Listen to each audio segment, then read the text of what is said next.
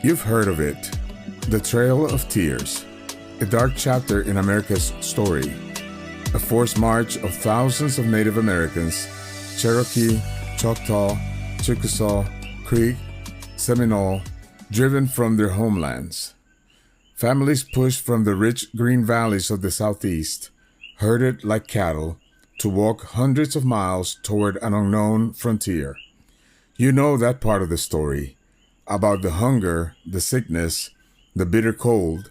You know that men, women, and children died along that path, so many that the Cherokee called it Nuna Daul Suni, the trail where they cried.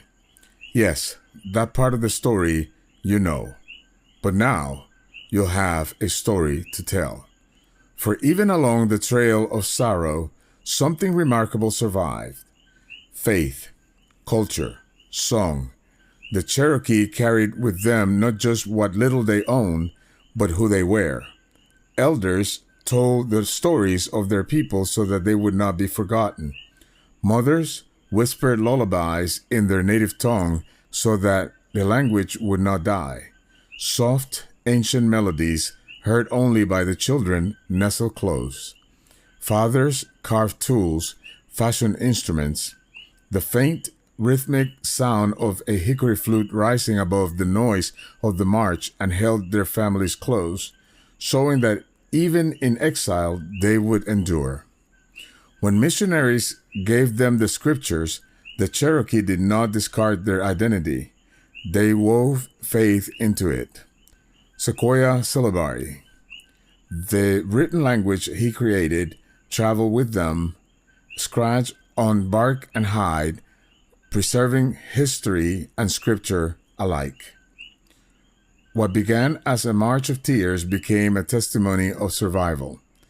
And survive they did. The Cherokee rebuilt homes, established schools, churches, and farms. Their descendants today number in the hundreds of thousands, many thriving, many still singing the old songs, living proof that the Trail of Tears was not the end of their story. The Trail of Tears reminds us that tragedy does not have the final word. Out of deep suffering came resilience, faith, and endurance. The Cherokee and other tribes carried not only grief, but also hope. They proved that even when the world takes away what you have, it cannot take away who you are. And perhaps their greatest legacy is this: they showed us that the human spirit, rooted in faith and carried by love, can turn even the darkest trail into a pathway of survival. The Apostle Paul says it best in 2 Corinthians when he says, "We are hard-pressed on every side, but not crushed, perplexed, but not in despair, persecuted, but not abandoned, struck down, but not destroyed." Because a people can be displaced, they can be stripped of land, but they cannot be stripped of their spirit. And now that you know the rest of this story, you have a story to tell.